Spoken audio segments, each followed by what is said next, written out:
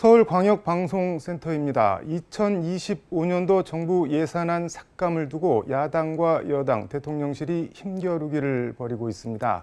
여의도 초대석 여당 국민의힘 오선 중진 나경원 의원과 정치권 현안 얘기 해보겠습니다. 의원님 어서 오십시오. 네, 안녕하세요.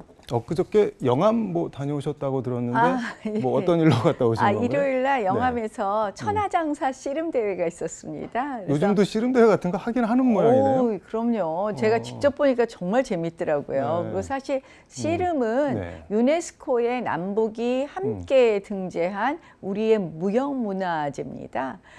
무형유산이죠. 그래서 사실은 씨름이라는 것은 유네스코에 등재된 그 무형유산이기 때문에 저희가 굉장히 또 어떻게 보면 활성화시켜야 되는데 그동안 좀 씨름에 대한 사람들의 관심사가 좀 멀어지긴 했었죠. 이만기 강호동 이후로는 조금, 그 이후로는 좀 그랬는데요. 영암의 김민재 선수가 그날 천하장사가 됐는데요. 저도 가까이서는 처음 봤는데요. 씨름이 스모나 이런 것과는 달리 삿바까지 사용을 하는 거기 때문에 힘만 있어서 되는 게 아니라 기술이 굉장히 필요하잖아요. 그래서 이게 굉장히 우리 민족의 그 우수한 이 민속 일종의 스포츠인데요. 민속 스포츠인데 이걸 좀 널리 알려야 되겠다는 생각도 했고 영암이 그동안 씨름에 관심도 많았고 씨름 선수도 많이 배출했다고 합니다. 그래서 국립 씨름원을 유치하고 싶어서 또 말씀도 주셨는데 제가 저희 할아버님 고향이 영암이기도 하고 제가 호남 동행 의원이라 해서 우리 당의 의원들이 호남 쪽의 지역구 하나씩을 이렇게 맡자 그렇게 했는데 제가 영암을 선택했었거든요. 그래서 겸사겸사해서 일요일 날 영암에 씨름대회 갔다 왔습니다. 요즘 영암만 가신 게 아니고 진짜 전국을 특강을 많이 다니시는 것 같은데 당원 대상 특강도 많이 가시고 특강, 당원 교육 이런 거 많이 하고 있었는데 가시면 어떤 말씀 강조해서 하시나요? 저도 20년 정치했지만 처음 정치 들어온 것까지 하면 22년인데요. 야당의 모습이 이런 적이 있었나, 국회가 이렇게까지 의회민주주의가 망가질 수 있느냐 이런 이야기를 나눌 수밖에 없게 됩니다. 그리고 한쪽으로는 앞으로 정말 우리가 보수의 가치를 튼튼히 우리가 하는 것도 중요하지만 그 가치를 튼튼히 한 상황에서 우리가 과연 국민을 위해서 무엇을 일할 것이냐. 제가 요새 기치를 내세우고 있는 것이 코리안 퍼스트입니다. 코리안 퍼스트요? 코리아가 아니라? 그러니까 한국민이 행복할 수 있는, 그러니까 국민에게 이익되는 정치라는 게 참 중요한 것 같다는 생각을 하는데요. 우리 국민 한 분 한 분이 존중받을 수 있고 국민 한 분 한 분에게 이익되는 정치를 좀 하자 하면서 제가 요새 관심 있는 것들 몇 가지 아젠다들이 있습니다. 예산안 정부가 677조 4천억 원 보내왔는데 여기서 4조 1천억 원 민주당이 깎았는데 정부 예비비 4조 8천억 원, 2조 4천억 원으로 반으로 잘랐고 그다음에 검찰, 경찰, 대통령실, 특활비, 특경비 이거는 빵원으로 싹 다 깎았는데 어떻게 보시나요? 그러니까 이제 예비비를 깎는다는 것은 사실 중대재해가 나면 어떻게 대처를 못하는 거거든요. 지금 이제 특활비뿐만 아니라 R&D 예산이니 깎은 게 많아요.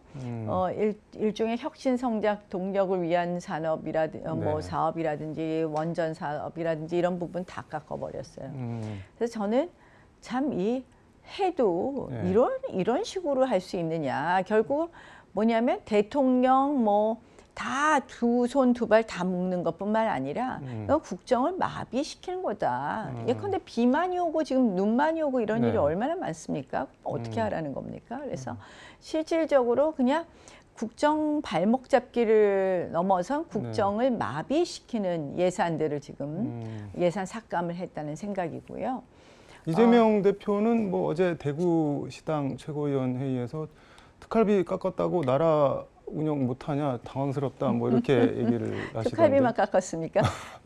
대통령실 특활비 깎으면서 또 경호실 거는 남겨놨다 그러더라고요. 그래서 왜 경호실 건 남겨놨나 봤더니 경호실 특활비는 현 대통령뿐만 아니라 전 대통령도 외국들을 많이 가시는데 전 대통령 경호도 관련된다고 또 살려놓으셨대요. 그래서 야, 이렇게 파당적으로 정치라는 게 전체 나라를 위한 생각을 해야죠. 네. 우리가 정말 제가 제 정치 경력상에서도 네. 그렇고요. 우리 정치 역사상에 이런 적이 없습니다. 근데 저는 그 특활비 관련해서는 뭐 검찰, 경찰, 대통령 비서실, 국가안보실은 다 자르고 말씀하신 대로 경호실은 뭐 남겨놓고 그리고 또 이게 좀 약간 눈에 띄던 게 국회도 남겨놓고 이재명 대표 재판받는 법원 특활비는 또 안 건드리고 남겨놨더라고요. 이거 어떻게 봐야 되는 그러니까 건가요? 이게 뭐 보복성 내지 말씀하신 것처럼 보복성 삭감이고 또 그다음에 이게 네.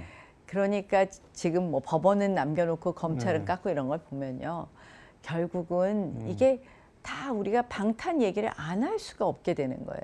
이재명 대표를 위한 예산 네. 삭감이다. 깎은 것도 마찬가지, 살리겠다는 것도 마찬가지. 음. 그런데 이제 이게 이재명 대표 살리는 방탄을 넘어서 네. 이거는 국정과 체제를 파괴시키는 저는 수순에 이르렀다고 생각을 합니다. 나라를 파괴하고 있다는 말인가요? 그러니까 이제 예산 네. 플러스 최근에 탄핵의 정말 행진이잖아요. 탄핵의 행진. 네네. 14명 탄핵했다는 거 아닙니까? 앞으로 4명 더 하고. 네. 그러면 이제 내일 저희가 감사원장 탄핵 이제 또 표결을 하는데 네. 뭐 표결하면 또 민주당 마음대로 되겠죠. 이게 봐보세요. 네. 재판할 때 뭐 하라고 판사 겁박하고 판사 탄핵하겠다 그러고 네. 검사 지금 탄핵한다고 지금 또 해놓고 또 이제는 판사, 검사, 사법부, 검찰 다 무력화시키려고 하더니 이제 감사원장까지 탄핵을 한다 그럽니다.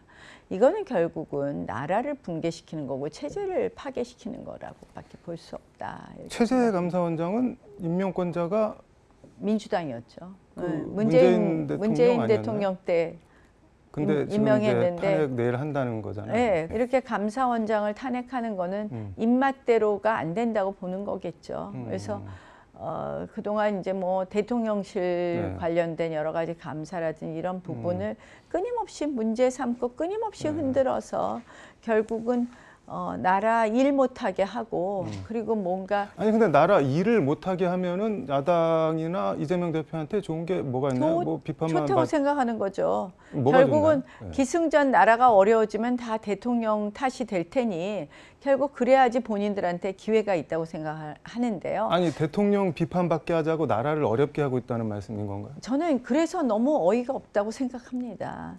그러니까 나라를 생각하고 나라를 네. 위해서 일하려고 나오신 분들 아닙니까? 근데 이렇게 나라를 어렵게 할 수 있겠습니까? 감사원장 탄핵하고 그러면 네. 이게 또 완전 기능이 마비되는 거잖아요. 지금 방통위원장 탄핵해 모든 기능을 마비시키고 있거든요. 명태균 씨 얘기 좀 해보겠습니다. 민주당이 윤석열 대통령과 김건희 여사를 정치자금법 위반으로 고발을 한다고 하는데 뭐 공짜 여론조사 81건 3억 7,520만 원. 뭐 어떻게 보세요? 아니 네. 왜 웃으시나요? 아니 그게 네. 도대체 고발 사유가 되는지 모르겠어요. 네. 왜냐하면 네. 아니 그 여론조사를 뭐 시켰다는 정황이 있는 것도 아니고 네. 아니 저 대통령 선거 때 되면은 정말 수많은 여론조사 기관에서 수많은 여론조사를 하지 않습니까? 네. 그걸 뭐 지시에 의해서 한 것도 아니라는 그런 정황도 없는 거잖아요. 네. 저도 뭐 사실 전당대회나 이런 무슨 서울시장 보궐선거 제가 이제 대통령 우리 당 경선에는 안 나가고 시장 경선까지만 나갔었는데요. 사실은 뭐 대통령 경선 나가도 됐었는데 안 나갔었는데 나가시지 그러셨어요. 나갈 거랬어요. 근데 저 경선이나 네. 이런 걸 하면요, 막 모르는 여론조사 기관에서 여론조사를 해갖고 막 가져와서 막 보여주고 그래요. 그래서 저는 워낙 뭐 관심 별로 없어서 네. 그냥 뭐 저 그냥 알았다고 그러고 할 때도 그 있고. 왜 가져오는 건가요? 그런 그러니까 거? 이제 보통 이런 것 같아요. 그런 거 하고 뭐 진짜 나중에 경선 그 네. 돈 그 여론조사 이제 당에 돈 들여서 할 때 좀 그런 데다 해달라든지 아, 뭐 이런 것도 자기들한테 있고 달라? 뭐 약간 나중에 이렇게 좀 자기들이 여론조사 한 네. 거 이렇게 하면 뭐 일종의 행정기관의 장이 되면 뭐가 이득이 될까 이런 생각들을 하는 사람들도 있을 것이고 뭐 다양한 게 있겠죠. 다양한 뭐 저한테 여론조사 갖다 줬던 분 중에서는 뭐 여론조사 의뢰 좀 해달라 그러는데 저는 돈이 없다고 안 했죠. 아니 근데 지금 며칠 전에 KBS 단독 보도인데 2021년 말씀하신 서울시장 보궐시장 그 보궐선거 당시 명태균 씨가 비공표 여론조사를 조작을 했다고 하는데 나경원 우세에서 오세훈과 접전. 이거는 뭐 얘기 혹시 뭐 말씀 들으신 게 있나요? 뭐 비슷한 무슨 뭐 그런 얘기를 들은 바도 있고 뭐 제가 뭐 구체적으로 말씀을 안 드리겠습니다. 제가 사실은 그 명태균 씨가 여론조사와 관련돼서 뭔가 일을 했다고 하는 서울시장 보궐선거 경선에서도 당내 경선의 상대방이 저였고 이준석 대표하고의 그 경선에서도 저 상대방이 저였고요. 뭐 저는 명태균 씨 참 한테 이 사건에 보니까 제가 다 피해자로 돼 있긴 한데요. 지금 자꾸 제가 뭐 피해자라고 말을 해도 그것도 웃기고 다 지나간 일이라서 제가 가급적 얘기 안 하려고 합니다. 근데 궁금한 게 뭐 비공표 여론조사 이거는 누가 보는 것도 일반인들이 보는 것도 아니고 이거를 해서 이거를 조작을 한다고 하면 이걸 조작하는 입장에서는 무슨 실익이 있는 건가요? 그 지금 뭐 저도 기사에서 봤는데 김종인 위원장이 그걸 받아봤다는 거죠. 그러니까 비대위원장을 설득하거나 뭐 어떤 그런 면에서 좀 도움이 될 수 있지 않을까 이런 여기 안 생각을 된다 어렵다 뭐 이런 식으로 뭐 여기가 더 하는 게 경쟁력이 있다, 뭐 최종 경쟁력이 있다 이런 거 될 수도 있다고 생각하는데 그것도 제 추측입니다. 피해자 말씀을 해주셨는데 그 뭐 단계 논란 관련해서도 뭐 친한계가 뭐 나경원 가족은 뭐 물음표 이러고 있다라고 하는데 이것도 무슨 말씀인 건가요? 아니 이제 그 단계 논란도 아유 저는 뭐 당내 싸우는 얘기도 지금 자꾸 하니까 우리가 지지율을 까먹어서 저도 얘기하고 싶지 않은데 근데 이제 뭐 그래서 사과하는 게 맞겠다 그랬더니 갑자기 친한계 누가 뭐 나경원 가족은 안 했겠냐 그래서 제가 우리 가족은 좀 다르다. 저희 가족은 사실은 아직 당원 가입을 안 한 것 같아요. 저희 가족은 아무도. 제가 생각해보니까 아무도 안 했네요. 아니 근데 친한계 쪽에서는 10일 날 김건희 여사 특검법 제2결 이거 뭐 통과될 수도 있다, 뭐 공포탄 아니다, 뭐 이런 얘기도 자꾸 나오는 것 같은데 그건 어떻게 보세요? 아휴, 저는 정말 참 뭐라 그래야 되나 참 생각이 참 짧다 이런 말씀 드리고 싶어요. 저희 탄핵을 경험했잖아요. 우리 당이 탄핵을 경험했고 우리가 선출한 대통령을 탄핵을 했는데요. 우리가 늘 생각하기 쉬운 오류 중에 하나가 우리한테 잘못된 거 있으면 아 나는 아니야 나하고 관련 없어 하고 거리 두고 떨어내면 우리가 뭐 거기서 수렁에 빠져서 나올 것 같이 얘기하는데요. 절대 그렇게 되지 않습니다. 그래서 지금 이제 뭐 민주당이 지금 자꾸 틈을 벌리잖아요. 거기에 속는 것도 되는 거고 참 짧은 생각이다. 그 짧은 생각이라는 건 뭐냐? 아 나만 깨끗하고 나만 아니야. 아 저기는 우리 편 아니거든. 이렇게 거리를 두는 거랑 똑같다고 생각을 합니다. 그래서 근데 그렇게 해봤자 결국 국민들께서 대통령에 대한 지지를 든든하게 해야지 우리가 정권을 재창출하지 대통령과 차별을 하고 무조건 우리가 거리 둔다고 해서 일이 오히려 되는 것은 아니다. 그래서 그렇게 뭐 생각들을 그렇게 가볍고 짧게 할까 하는 생각입니다. 이게 뭐 김건희 여사 특검 같은 경우는 뭐 정치 유불리를 따져서 지렛대로 삼을 소재 자체가 아니라는 그런 말씀으로 들리는데요. 그렇죠. 그걸 가지고 지금 오히려 이제 우리가 근본적인 어떤 국민들의 궁금함이나 또 국민들의 뭐 좀 궁금한 부분에 대해서 우리가 속 시원하게 설명할 수 있는 방법은 없느냐 이런 데에 대한 더 고민은 해야 되겠죠. 사람이 어째서 그 모양입니까? 이거 지금 천주교 사제들이 한 시국 선언 제목 비슷하게 지금 돼 있는데 이게 그냥 뭐 대학교 교수나 시민단체 하는 시국성명이랑 다르게 종교계에서 시국성명 나서는 건 좀 무겁게 봐야 되는 거 아니냐 이런 얘기도 좀 있는 것 같습니다. 천주교 정의구현사재단은 네. 저는 이게 뭐 지금 사실 그걸 정의구현사재단에서 한 건가요? 그냥 지금 이제 일단은 네. 정의구현사재단이 주축이 된 걸로 알고 있는데요. 그래서 저는 사실 카톨릭 신자이긴 하지만 너무 안타깝습니다. 이 카톨릭 그 정의구현사재단은 사실은 너무 생각이 그 어떻게 보면은 민주당하고 너무 생각이 같으셔서요. 왕왕 이런 선언을 내시기도 하고 뭐 왕왕 입장을 밝히시기도 하고요. 저희가 또 선거운동 하다 보면은 굉장히 뭐 예전에 어떤 의원은 정의구현사재단이 계시니까 우리 당이라고 들어오지도 못하게 하더라. 성당에 신자임에도 불구하고 미사도 못 드리게 하더라. 그런 얘기를 하더라고요. 그래서 종교 우리 지도자들은 적어도 정치적으로는 중립이셔야 되고 적어도 정치적 성향을 밖으로 드러내서는 안 되는데 하는 그런 안타까움이 있습니다. 그러면은 뭐 내용 같은 거는 전혀 뭐 어둠의 불의의 사람이다 윤석열은 뭐 그런 거는 전혀 동의를 못 하시겠네요. 아니 이제 대통령에 대한 시국 선언이나 대통령에 대한 우려를 우리가 가볍게 듣자는 아니지만 그런 부분에 대해서 우리가 고칠 건 고쳐야 되겠죠. 저는 뭐 늘 더 국민 가까이 더 국민들의 목소리를 중하게 듣자라는 주의입니다. 제가 그동안 정치할 때도 늘 그러려고 노력을 했고요. 그러나 이렇게 좀 정치적인 이념적인 색깔이 분명한 집단에서 나온 목소리에는 그 의도가 있다고 보는 거죠. 순수하다고 보기는 어렵다 이렇게 봅니다.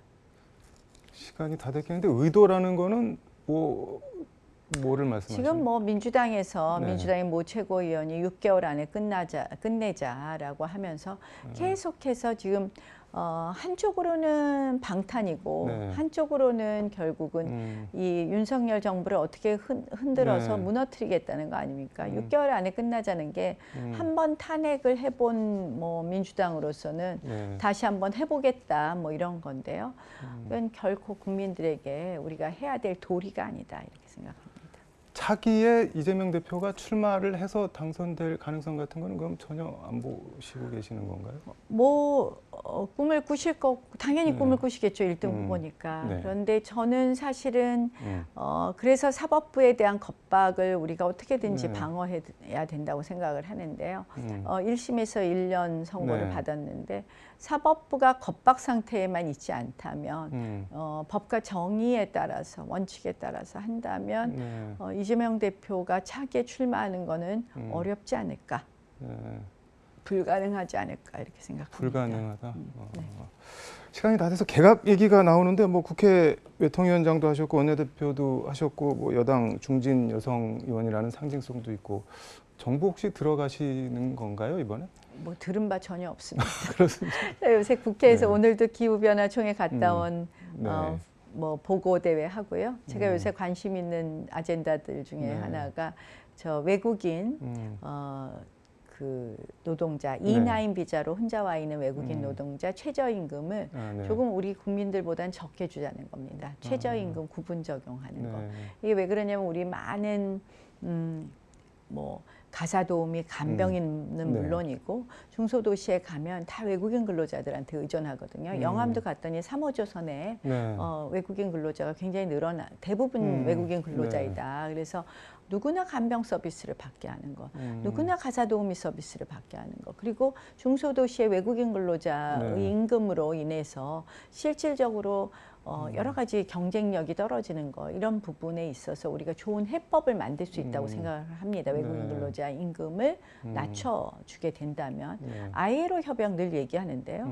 저는 외국인 근로자는 본국의 80% 임금을 송금하기 때문에 이것이 외국인 근로자에 대한 부당한 차별이라고 생각하지 않습니다. 그래서 요거 잘해서 요거 하나 만들고 싶고요. 물론 고용노동부는 반대하고요. 법무부는 불법 체류자만 늘 거다 하는데요.